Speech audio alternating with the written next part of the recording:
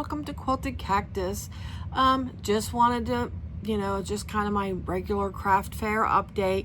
As most of you know, I had me a fair this weekend. It was Friday evening and almost all day Saturday. It was from noon till, I think I was there till 9, something like that. We hung around a little bit because the actual festival went, till 11, but I stayed open until roughly about 9 or a little after 9. Didn't get home until close to midnight by the time we got packed up and out the door. It did fairly well. Friday night was, if somebody's seen I posted a quick live on Friday night. What's funny, I was like, I've only had 2 outdoor shows, and each one I've had horrible weather on Fridays before the show. This Friday, it was a Friday night show, but anyways, I've had horrible weather, and it just, my daughter and I was hovered, it was like we got the tent up, and it sprinkled, it rained on and off all day, but the weather report, I kept watching the weather report, and it kept saying, well, after 3:30, whether the rain was supposed to stop, which of course we always know weather reports not always true. They don't get it right a lot. So anyways, so we get there, it's a sprinkling here and there. Okay, fine, I can deal with that. We get the tent up, and we still had the crates sitting outside of the tent space because we were trying to get the tent up. Obviously, we didn't want to, of course, have a bunch of stuff under where we're trying to work. So we're getting it all up. We're trying to stabilize it because of what happened before on my show 2 weeks ago, where we lost the tent frame. I reused the tent canopy and the walls. For this one, I just put it on the frame of the one that my son bought me. But anyway, so we were stabilizing. I'm sandbagging it. We're hammering the stuff in the ground. And because it had rained all day Friday, and we've had we've had a lot of rain here. The ground was saturated. Plus the fact we were right by the Little Miami River. Not because the river's there is wet. It's just, a damp area because there's a lot of old mature trees, beautiful, gorgeous, ginormous trees. And so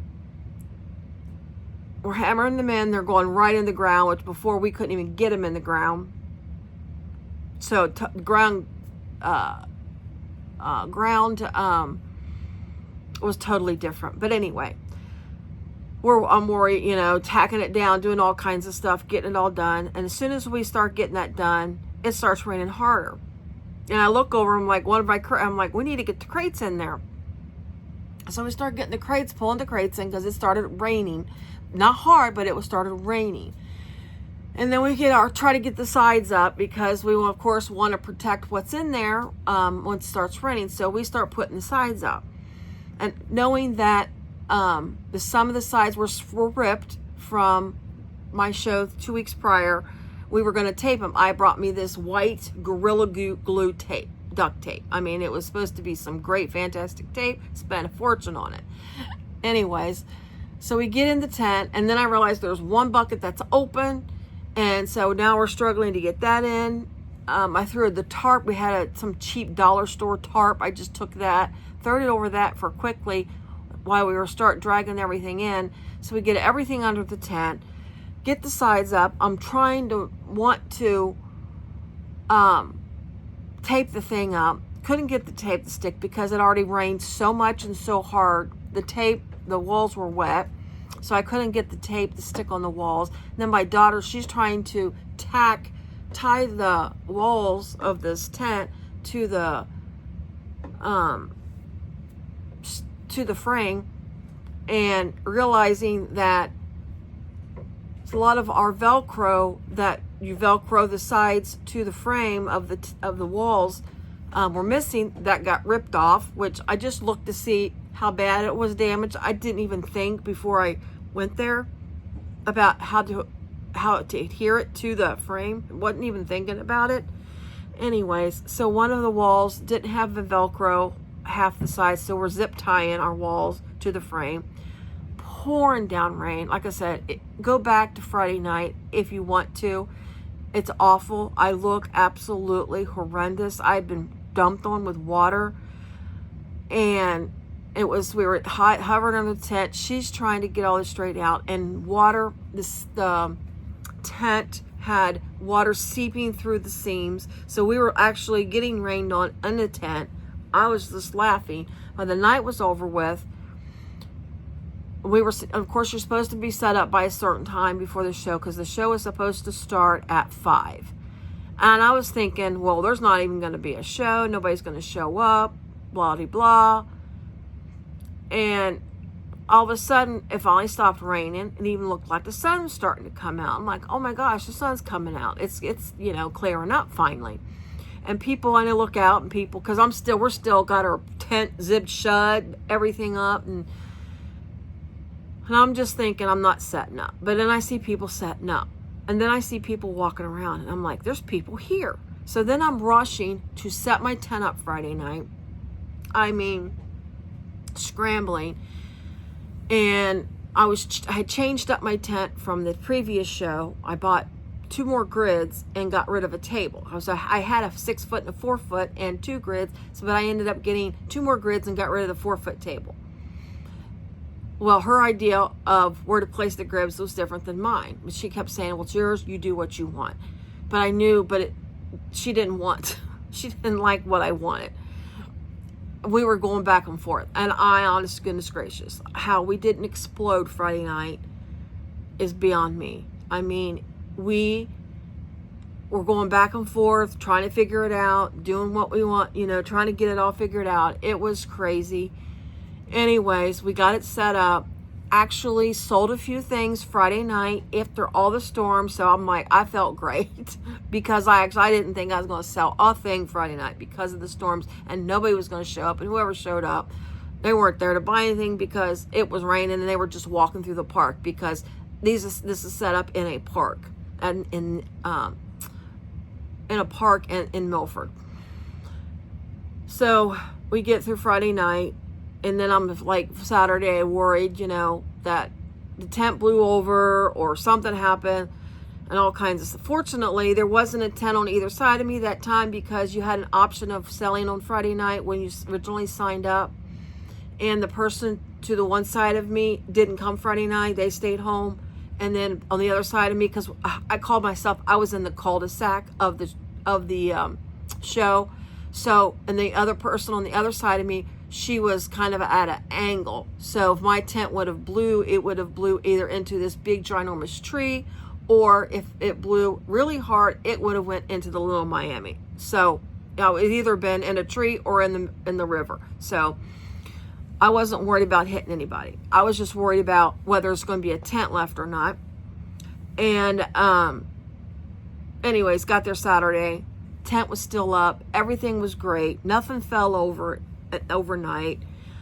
My daughter has some other thing that she had to do Saturday morning, so I got it all set up. I posted my picture and everything Saturday of my booth, how I set it up, which I really did like the way it's set up. I will still change it just a tiny more the next time I have a show. It will get changed up a little bit more, because she explained to me yesterday, Saturday, how she wanted, but we talked about, this was a discussion rather than under the tent where it's pouring down rain, then got scrambling, because both of our brains were just absolutely just scrambled. We were just like, it was, anyway. So what she explained to me, and I actually listened what she was thinking when I got rid of the table. I liked it and it made sense. So we're going to do it that way. Because our little checkout stand, we had it in the center, where she liked it to be more to the side. And that way we felt that we had more room. So the grid that I had 3 grids. I had my little round table and then 3 grids. I was going to take one of my grids that was on the end the very end, take it, move it to where my long 6-foot table, take my 6-foot table, take it up to the front of the tent, and then take that grid. I had a grid in the front of that table. Take that grid and put both of those grids on the back side of the table, and then have 2 grids here on the back table, off to the side, the 6-footer all the way up to the front, and then the round table where I have my cactus planter with the purses on it with the 2 grids, and then we'd have our station here, and it would feel like we had a little more space for us, because we sat back in the sun. I got a little bit of sun, which I don't care. I like to have the sun. I like the warmth. Her skin type is a little more paler than mine, so she's got more sensitive. She's got that more Irish blood in her. So her skin's a little more sensitive, and which I get. I was being mean. I'm like, because now you know how I feel when I'm freezing half to death because you don't like it and you're uncomfortable, because that's what happened to me Friday night. I could have stayed there until 11 o'clock Friday night because there was people still out buying on Friday night when I left. But I was so cold Friday night. I was just sitting there just shaking, absolutely miserable Friday night. So when I left Friday night, it was like around 9 or 10. And I was miserable. I was ready to go home Friday night. But anyway, Saturday turned out to be an absolutely gorgeous day. Good turnout. And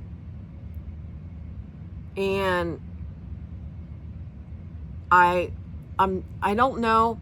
Outdoors, it is a different than going to schools. I do like going to the schools and selling at the schools.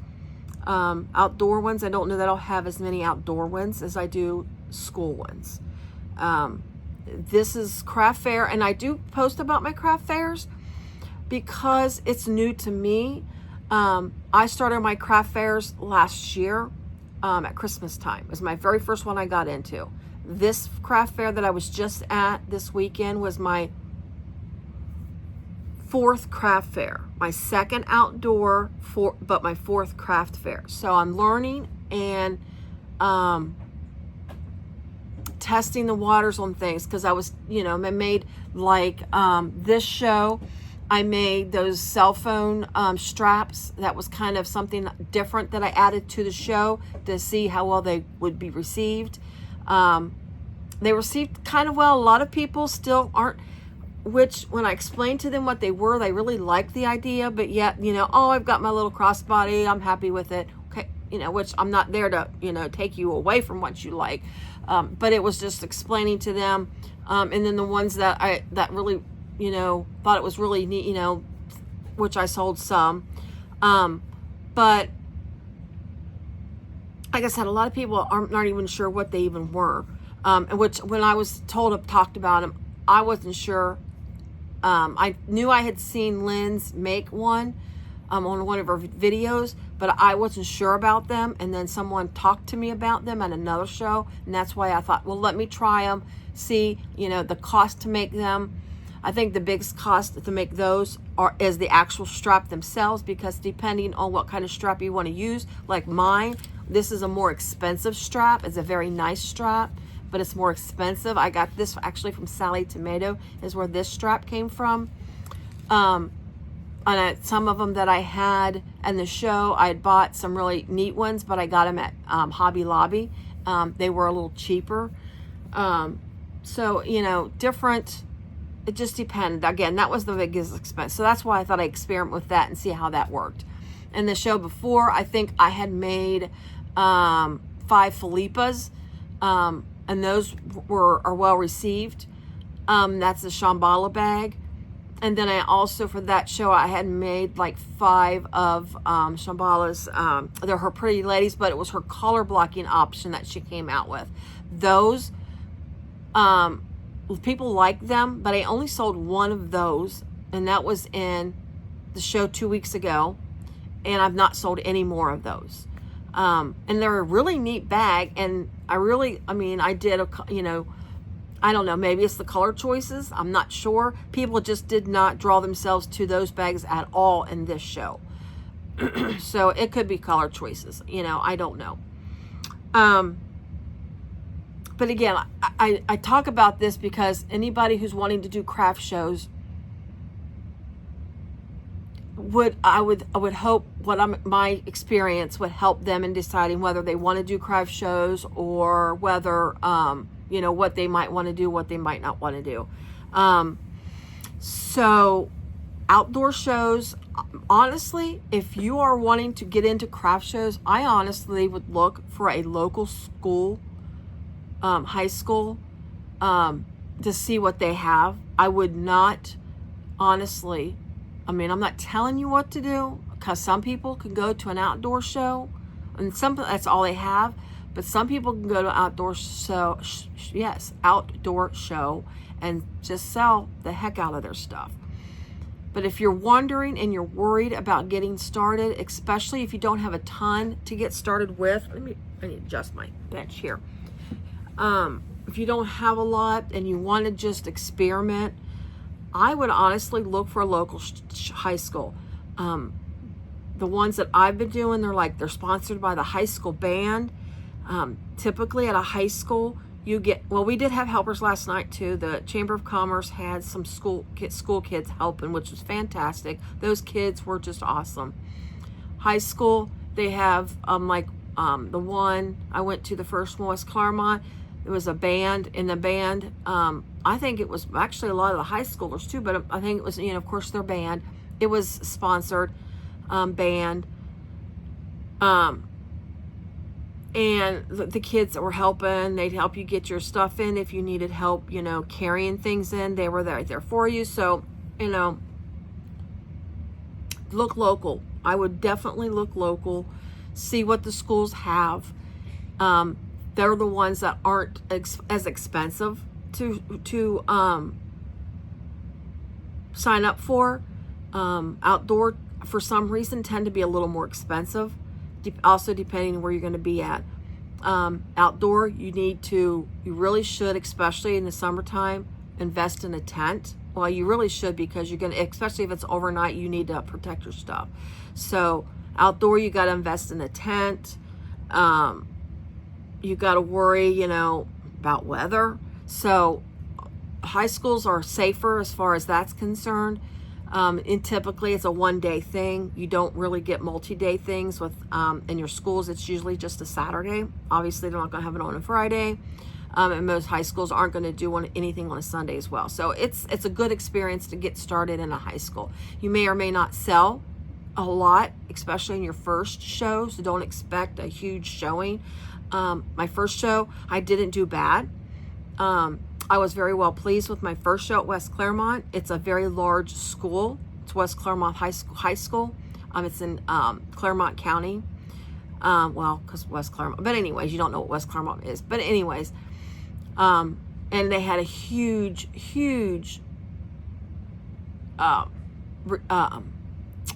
reception. It's like I say, it's a huge school.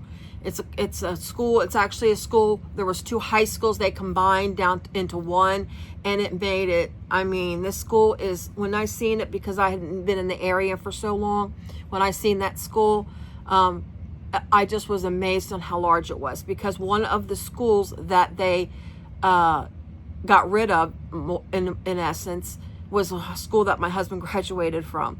So I knew that his school, what the size of it was, and what the school went to. It's so huge. I'm not a huge fan of ginormous high schools as far as kids going to such large high schools, but for a craft show, it was great, because it's such a big, that's the word I was thinking of, turnout. It's such a huge turnout. But anyway, so I did good. My second one wasn't so great, but it was a newer show. They just started the show. I think it was the third one they had. And it was kind of further out. I don't want to call it country, maybe, but kind of further out, smaller high school. So anyway, and then some lady told me at my show that I need to go to an artesian craft fair, because of my work that I make, which, I don't think that I make such great bags, because we all craft. If you're a crafter or anything, most people who are crafters always, can criticize their own work, because that's what most crafters do. Because we see, any kind of errors, flaws, or mistakes that we make, we know what's there.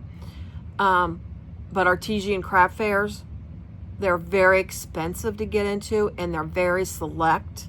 So that's always something that I would think about, only if I could, if the sales that I can make at a regular craft show would be worth it. And right now I'm not seeing it. So if you are looking to do craft, and also setting up a booth, and a lot of people have booths where they have their tables like right there in the front, and then all their stuff is like right in front of them. I like to have my booth open where people can come in to my booth and look at the stuff. And I get on my daughter's nerve. I greet every person that walks in my booth, even people that walk by my booth and just give me a side glance. I say hi to them. Sometimes I am sitting in my chair. Yesterday I was sitting in the chair a little bit, but I'm heard. They see me, they hear me, I'm right there. And I make sure every person that I can possibly, whether they acknowledge me or not, I greet them. I think I get that from my dad, honestly. I just make sure that people know that I'm here, come and see me, take a card. I have cards. I had my little round table up front where I have my plant stand. I had cards there. So even if they're walking by, they see me, I say something, and I'll say, at least, take a business card. They're at least getting a card, even though, it's right there. I'm at least getting a business card in their hand. That's an idea, and I didn't mention, which is good. And then, of course, I have some business cards setting out. I make sure everybody who walks out, because I try to have all business cards in every single one of my bags, every single one of my wallets, everything I make, I try to make sure there's a business card in it. However, I still throw in the bag when they leave, when they walk away. I still make sure there's a business card in their bag, no matter what, just in case for some reason a business card gets not either forgotten to be put in my bags or whatever. What's the worst? They get 2 business cards. That can't hurt. The kids, I was giving the kids stickers. I have little stickers made. They are, I think I might have shown it. I'm not sure if I showed it, but they're, pretty much the sticker is just this, and then my name's around the sunset or little sun thingy. My name's kind of around it. This is my magnet, by the way. It's just cheap little magnet. It's nothing fancy. They call it like a little refrigerator magnet, as thin as can be. It doesn't have a whole lot of stick, but it'll still stick to a refrigerator. But the stickers, I give the kids the stickers. Just little things like that. If you can afford to do that. I didn't get the stickers until recently. So those are just something recently. But I was giving the kids the stickers. As long as the parents didn't care, I asked the parents, do you care if I give the kids the stickers? Just so somebody's walking away with something when they leave my booth. And it doesn't hurt to have a daughter that's in marketing. Just saying. She keeps me branded correctly. She makes sure everything's cohesive, everything matches. But that's what she does for a living. So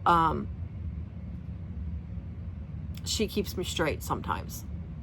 Sometimes we butt heads about it, but she tries to keep me on the level. So anyways, I rambled long enough about this.